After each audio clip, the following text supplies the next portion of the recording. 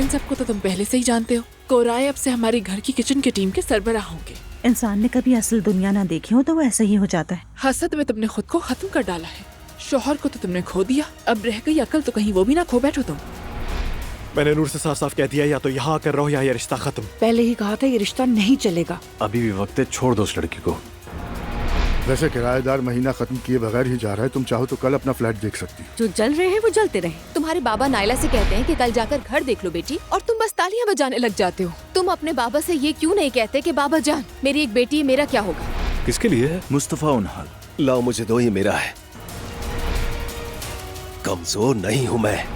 या तो आप मुझे मेरा पूरा हक देंगी या सबको पता चल जाएगा कि मरियम साहिबा का कत्ल आपने किया है।